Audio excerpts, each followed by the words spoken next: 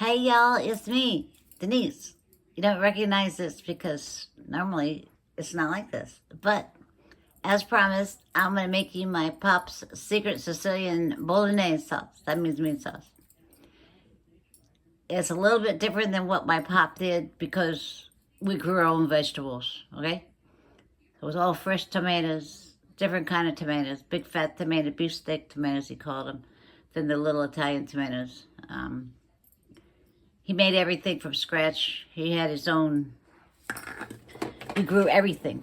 So all this was made, I used McCormick, I used this, and I use this because I'm in a little country town that doesn't have anything. We don't have anything specific. It's just a grocery store. Would have to go to a big city. I use this. It's called Spice World. It's made in Orlando, Florida. It's just garlic, water, and citric acid for that to keep it fresh. That's all it is. It's minced garlic, period. Fresh garlic. But we grow our own. And my pop used to have a giant can of whatever olive oil we had out in California. It was a giant can of it. And I don't remember the brand to save my life. But it's specific to that area. They might have imported it from New York, I'm not sure. Maybe from Italy, I'm not sure. But this is a great olive oil. And I like it. So, there you have it. Extra virgin, right? Extra virgin, all right. Okay, so what we do is I turn on the, you can't see, but I'm going to turn on the, I hate this stove, all right? I wish I had a gas stove. It's one of those glass things. I don't like it, but it'll do because it works for me. I finally figured it out after 6 or 7 years. Okay, so I turn on the stove. It's not on high. It's on kind of medium high. And get my olive oil, and I'm going to cover the bottom of the pan, all right? A little bit. Just a little. And then I'm going to go over here and get my Italian, I use sweet sausage. Before, I used to use a pound of sweet sausage, a pound of hamburger, and a half a pound of hot sausage. So the sweet would overtake the hot, but it still would give that little spicy flavor. Remember that commercial? No. That's a spicy meatball. Anyway, so over here, we don't have much choice of the Italian sausage. We don't have a butcher. We don't have nothing. So this is the kind of Italian sausage I get, Premio. It's close. Okay, so I slice the sausage like that to cut it out of the casing. Then I'm going to dump it in the pan. All right? So here I go. So somebody sing a song in the background while this is happening, right? I would, but then I'd get like, what's that called? Copyright stuff? Certainly nobody could tell what I was singing. But that's what they would do. They would smash me with a copyright infringement. That's what's called. Anyway, so I do this, and the pan's going to get hot. I have a Tefal pan. Now, see the little scratches over here? It was a rat. A rat came in with a fork, and the rat stuck the fork in the pot, in the pan, and gouged out part of my pan. The rat won't confess, but I have my suspicions. So I'm sure you guys have rats at your house that steal from the pan, which is all right as long as they use bread or something soft, not a fork that jacks up Mama's pan. Now this pan is, what I'm making today is going to make 10 to 12 servings, the whole pan. So I got to freeze. Like, we're going to eat fresh tonight. And then I'm going to freeze in the little Rubbermaid, what do you call them? Rubbermaid things in the freezer. So I have nice sauce for the next month. Okay? Alright, so where's my chopper? So yeah, I'll have nice sauce for the next month. And it's nice because, like, when I had my big family and they brought all their friends and I had 17 kids over all the time, my dad, what you guys would call a tamale pot or a lobster pot or a crab pot, that's what he started his sauce in, okay? I was a little teeny tiny kid standing on a stool next to the stove watching my dad cook. That's how I learned. My mama did basic meat, potato stuff, but my pop knew all the good stuff. So, and he was very, let's see, wasn't, flamboyant is not a good word, because he'd smack me if I said that, because that indicates something else. He was very, he'd sing all the time, he'd crack jokes, he'd be drinking wine, so, you know, he was a funny guy. And so I had fun. My brother couldn't be bothered. He wanted to play baseball. He wanted to go climb trees and get with frogs. Well, so did I, but I still wanted to know how he made the stuff, good stuff that we had at the house, you know. So anyway, you fry up the sausage or whatever kind of meat you want. If you got a big family, you know, cook your hamburger in a separate pan, all right? So I can't measure this. So what I'm going to do is I'm going to dump this in here. This is tablespoons, my size tablespoons, right? Now remember, this is going to serve 10 to 12 people, so don't have a heart attack.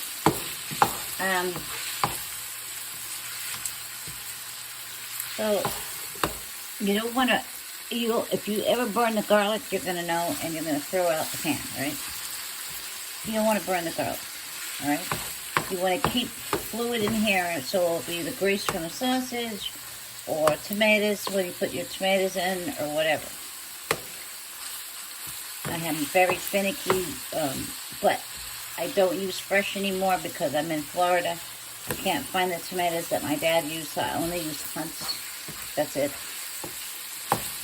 And this is the way it is. And I wish I could grow my own tomatoes. They don't have. If I would have been smart, I would have taken seeds from all my dad's stuff, all his spices, and kept them. But no, you know, when you're young and you just want to get the hell out of the house and get married and have kids of your own, and you don't have a boss, right? Well, I should have stayed home. Anyway. So that's what I should have done. Shoulda, coulda, woulda, it'll buy you not even a cup of coffee anymore. So we do this, we brown the sausage. This is pork sausage. Of course, you want to make sure that it's cooked all the way through. For your youngsters out there, hopefully my grandkids will watch this someday.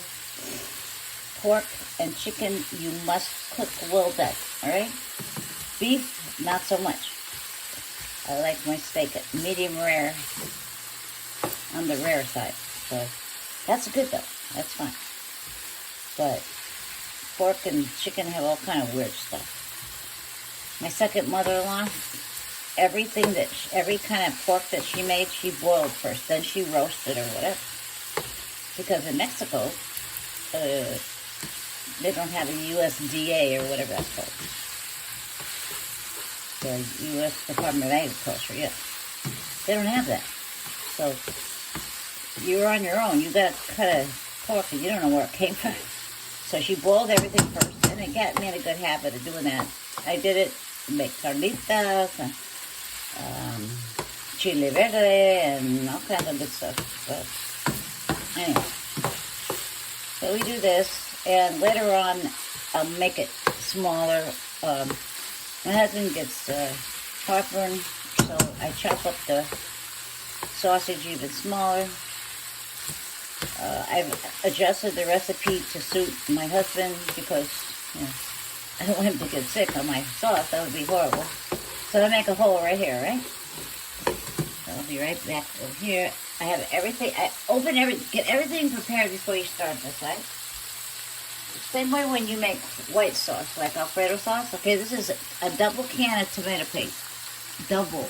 This is the big can of tomato paste, although it's small. It's 12 ounces, all right? You gotta put that in there, in the middle, all right?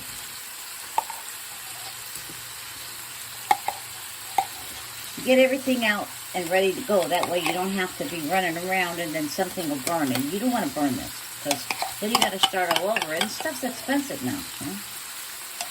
That's why I can make enough for, what's 5 weeks, almost 6 weeks. If I wasn't so generous with my portions of sauce, I could have actually 5 weeks plus fresh. So that'd be, no, 12 servings for sure. But I use extra, and I'll have like another serving the next day when my husband has something else. Like if he plays tennis, he doesn't like to have. Normally we eat on. When I was at my kids, we had some kind of sauce every day. Okay, it was the same with my pop. But you know, now my husband has heartburn, so I can't have it every day, but I could because I had to make enough, so I had left over. All right, so this is oregano. This is my favorite part of the herbs. That's why I had extra oregano besides the Italian stuff, okay? The Italian, and then I'll tell you what's in there in a minute. This is gonna be up to here with stuff, so don't worry. I'm not overly doing it. Okay, this is the Italian seasoning. This got, marjoram, thyme, rosemary, savory, sage, oregano, and basil, okay? That's what's in there. And this one I keep it out here because I use it in everything. That's just me. Alright. So this is gonna simmer for a minute, but now because I got the tomato paste mixed good with the meat, almost. Then I'm going to pour some water in, because tomato paste is concentrated and it's very acidy. So I'll show you the trick that makes people not have acid reflux or heartburn or anything like that. So I got to put some water. So I'm going to get some water. Sorry, the pig's over here, so I'm hollering.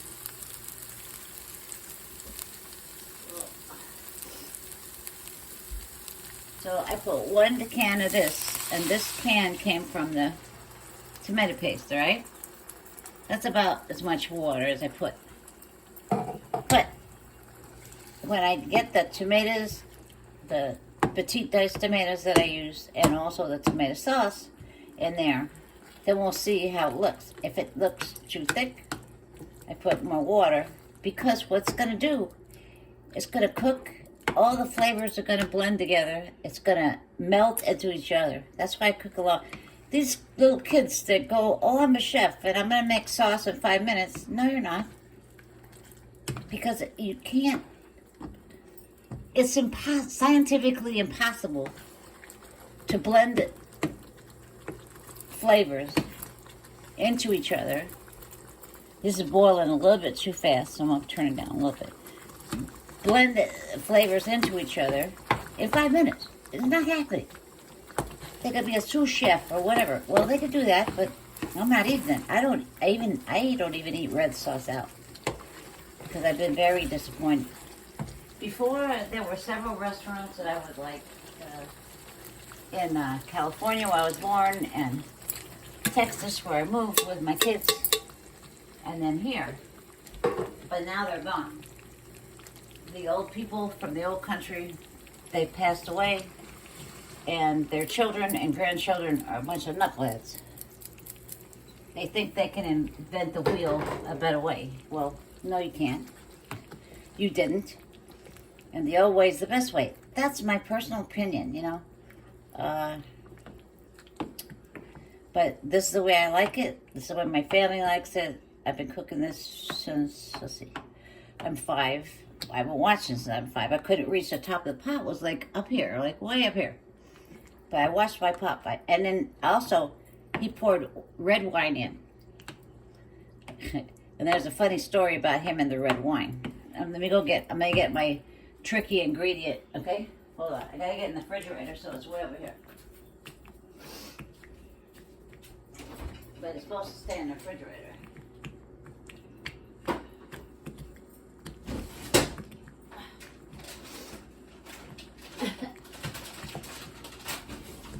Alright. So, my pop, he made us drink red wine our whole life. For lunch and dinner, alright? You'd think we'd be winos, but no. It's just, he said it aided in digestion, and it does. If you just drink one glass, or half a glass, red wine, like any kind of red wine, dark red wine, like dark grapes, okay? So yeah, he did that. I put Parmesan in here, get fresh. But we don't use it enough, so it goes bad. I don't like to waste food. If you've ever been hungry in your life, you won't like to waste food either, okay?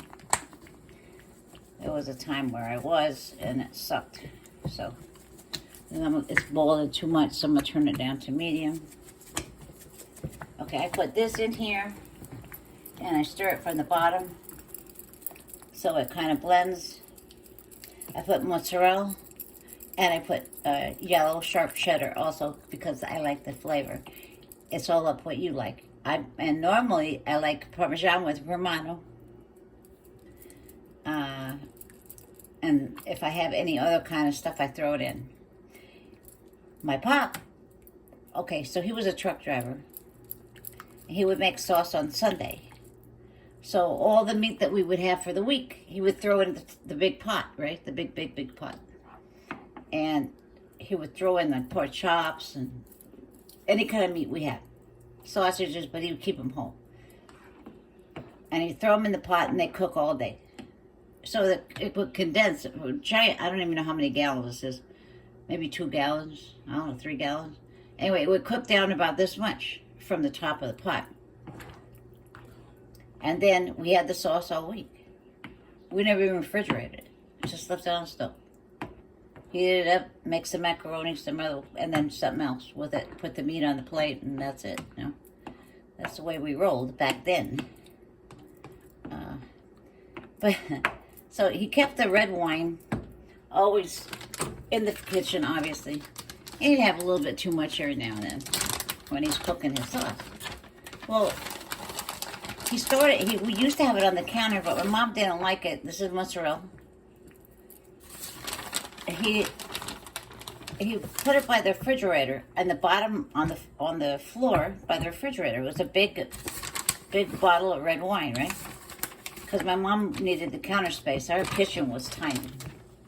So he goes, all right. So he puts it on the floor. And sooner than later, because he kept the red wine, that was his cooking wine, right? He'd have a blast when he, I mean a drink, when he was cooking. But other than that, it was cooking wine, all right? So he always had to have it. But because he put it down there by the refrigerator, it turned to red wine vinegar. Oh. So he made a pot of spaghetti, or excuse me, some bolognese. Now I put the yellow cheese in. You don't got to do that. That's just me, because I like the extra sharp stuff. That's just me. And he made the sauce, and then he poured the wine in the sauce. And then he poured him a glass. He used a little jelly jar, okay? And he shot it. And that means, for y'all that don't drink, he just drunk it straight down. And there was red wine vinegar, and he spit it out in the sink. And he had to throw the whole pot of sauce away. So, if you're going to keep red wine in your house, it's a cool, dark place, not where an old refrigerator's running, the engine gets hot, the motor. That was something else. He did a lot of crazy stuff when he was cooking. He not only was a cook when he was a young boy, he ran away. He was an orphan. And he ran away from the bum that adopted him. And he was in Iowa. And he was in an orphanage, and he got adopted when he was 11. At 13, he ran away. The guy was just got him for slave labor, basically, some Dutch farmer. And he ran away in the middle of the night and headed up to Chicago. And my pop was born in 1911. So when he was 13, it was 1924 in Chicago. Yes. Yes. You're right. In Chicago then. Yeah. Right? What you're thinking, yes. So my pop grew up with the boys. He learned how to cook with the boys and the Italian nuns before he left there. He only spoke Italian at that time. That's why the man beat him a lot because he couldn't speak English, but he beat him just for pleasure, I think. Anyway, so yeah, so my pop was a cook for them, and then all of a sudden he joined the Navy and was a cook on a ship. Nice one, Dennis. He was a cook on a ship, and he cooked for, I don't know how many, during World War II. I don't know how many sailors there were on the ship, but I'm sure there was a lot because he didn't know how to cook for 2 or 3 or 5. We only had 4 in our family, my mom, my pops, and my brother, and me. But he cooked for as much as he could get on the stove. Well, it was really cool, too. He would take me to the VFW. I think it was a VFW, VFW. He would take me because my mom thought he wouldn't get in trouble if he took me. So he takes me with him all the time, and he always met the ships would come in the Port of Los Angeles, which was a Long Beach naval place out there, and they don't have it anymore. I can't believe it. It's gone. But anyway, when the ships would dock, they would come down to the VFW or whatever. This was in 1960 something, early 60s, 61, 62, 63, and the sailors would come in, and my pop would buy them drinks. They'd all, laugh and have fun, and my pop would always invite a sailor and his family home for dinner. Every week, somebody would come for dinner. Or he would feed the whole neighborhood. And my pop was like that. He was very generous, although we were broke. That's why he grew a vegetable garden in the backyard and fruit, because we needed to. It was not just because it was fun, it was necessity, So we were able to feed the whole neighborhood. And it was good. It was a good thing. It taught me how to, I'm over here getting something. Hold on. It taught me how to be generous. Even if you don't have anything, you can be generous with your time. You can be generous with your food. And this is sugar, right? For those who are worried. See this, my hand? That's my trick, all right? It cuts the acid in the tomatoes, which there's a lot, especially in tomato paste. But it cuts the acid, and if you're making serving for 12, before it was just in the palm of your, like right here. If you're going to make I don't know how somebody make a sauce for 2 people. I don't know how. So, that's just me. So, now, and this stuff is bubbling everywhere. So I got a lid, and what I'm going to do, I think I need to add a little bit more water, because it should be right up here. So I'm going to add a little bit more water. Oh, Denise, it's going to be too runny. No, it's not. Because it condenses. So I'm going to do that.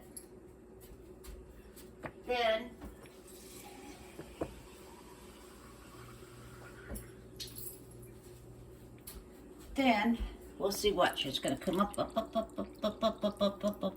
That's enough.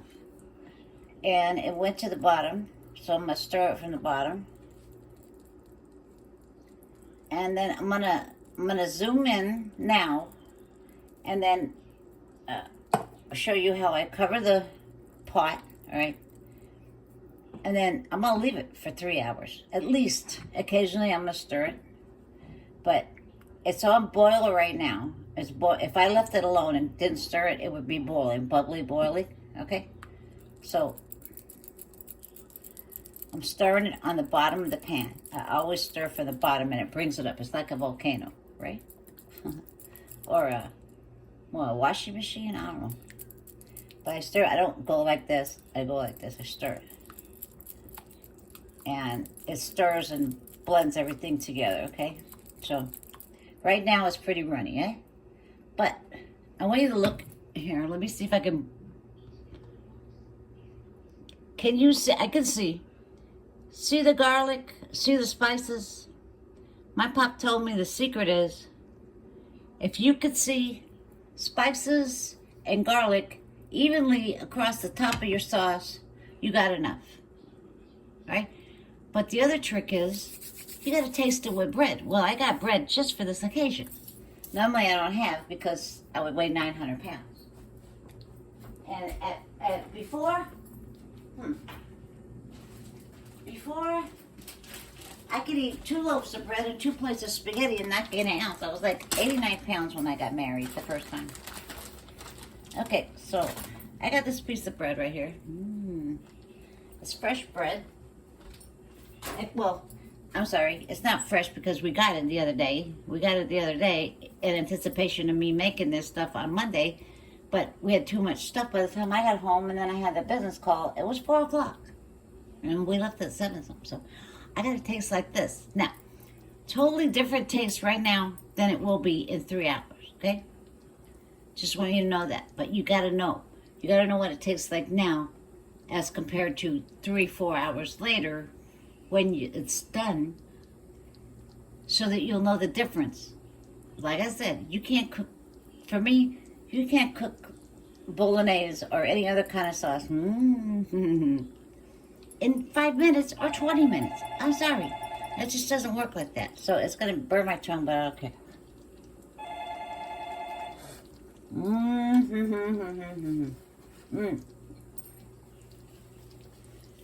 Molto bene. Okay. This is very good, but it tastes way better after it's cooked.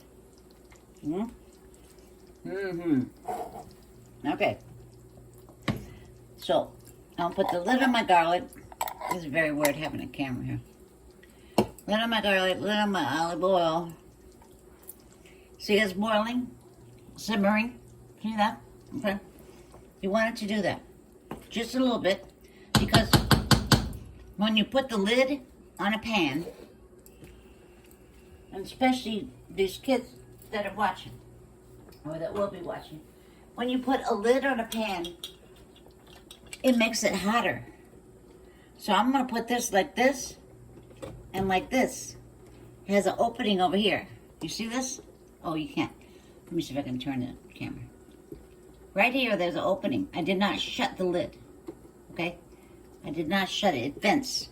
There's a hole right here, but that's not good enough. I tilt it. Right here, you can see it's tilted.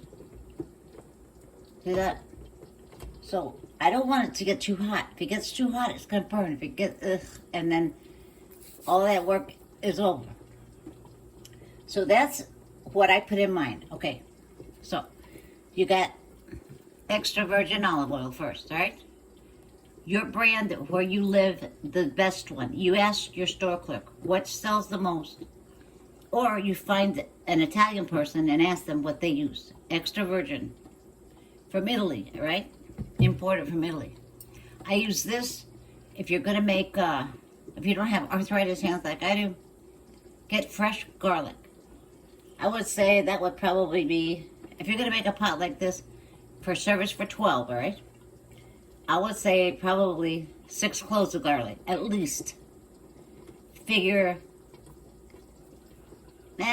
2 people per clove, okay? That's okay, because I can't, there's no way I can write this down. But it's by feel, it's by doing it for, how long have I been doing it? 63 years. So, and then oregano, you gotta have oregano, okay? Oregano, pure oregano. And then you can get fresh and dry them, hang them upside down and dry them, hang them upside down like a rose. Hang them upside down and dry them. And then when you get them in your hand, you get them all together, crush them like this, and that's not how my dad did it. He went like that, all right?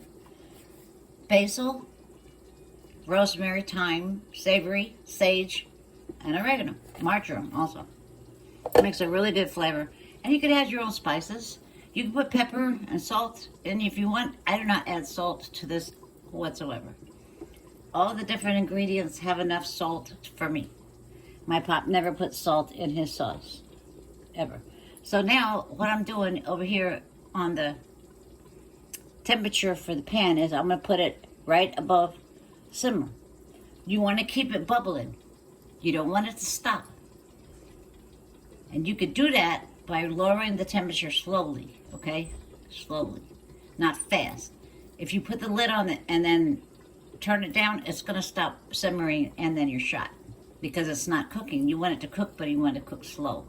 So all the flavors join together, they get married, they have babies, and it's wonderful, okay? If you want to, this is right before you put the lid, this is where you put your wine. Or the way my pop did it was when he had the olive oil in the pan and the garlic and then the meat. Then he would put that in there.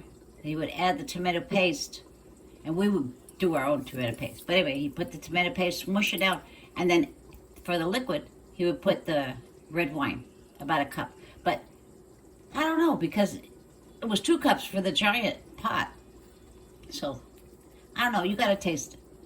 Add a little bit at first. On the white sauce, that you use white wine, obviously. So, you know why? And it's proper, which I'm totally not proper. White wine for white meat, red wine for red meat. The first time that I had my pop and mom over for supper, the first time in my first house by my, out on my own, I made lasagna, but I served white wine to be contrary to my pop. And you know what? He didn't say a word because he respected the fact that that was my house. His house, his rules, he always said it. And I got my house and I went, my rules, huh? But he didn't say anything. He just said salud. That was it. So that was great. I felt really grown up then for that minute anyway. Okay, so this is going to happen. This is going to sit here. This is going to cook. And it's still, can you see, it's still simmering, right? And we don't want to take the lid off for too long. You're going to stir occasionally just to scrape down the sides. And you're going to notice that it's going to go down about this much. At the end of 3-4 hours, it's going to condense to about this much, all right? At least in the pan, depending on how big of a pan you use, okay? But that's it. So if you got time, use fresh everything. Fresh, like a round ball of mozzarella, a round ball of Romano or whatever, Parmesan. You use the fresh stuff and you grate it in the pan, right? Like this, huh? Use fresh garlic, fresh tomatoes. And this is the closest I can get to my pops without being all fresh from the garden, okay? It took me years to figure out what I could replace with. Because it really sucked, because once I moved out, I live in an apartment, and there's no way I could have a garden anymore. And it wasn't until 20 years later I bought a house, but by then, I was working 2 jobs, so who had time to garden? I went to the grocery store, grabbed what I needed, and went home. So anyway, this is going to simmer for 3 hours, all right? So now I'm not going to let you watch the pot boil for 3 hours.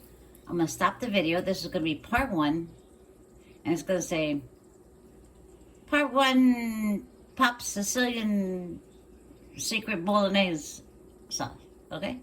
And then it's going to be part 2. You're going to see what it looks like when it's cooked. You're going to see the texture of we're having spaghetti, not anything else tonight. It's just spaghetti. You're going to see the pasta, what it looks like, okay? Al dente means not mushy, and it doesn't mean hard. It's of the tooth, right? So when you bite it, you can chew it. It's not going to fall apart in your mouth. That's gross. And it's not going to be so hard that you're going to break a tooth. And a normal stove, because this is a normal stove. If you got a gas stove, you got it made. Because when you turn the fire on and you put it on medium or low or high, whatever, you know what temperature it is. On this thing, forget about it. So normally, you boil your pasta for about 10 minutes. I got a big pot over here that will boil. I get the pasta, the spaghetti in my hand like this, and I twist it, put it in the center, and let go. And that makes it go all the way around, okay? and then you boil it. I put the timer on it for 12 or 13 minutes because of the stupid stuff. So, but when you come back, you're gonna see the sauce is gonna be done, and the pasta is gonna be done, and you'll be able. Hopefully, I'll be able to show you the texture of the pasta. All right. So, bon appetit, and we'll see you in a few hours. All right. I hope you're doing something fun, because I'm gonna do something more fun when I eat this. All right. So, ciao for now. I'll see you in a little while. Bye.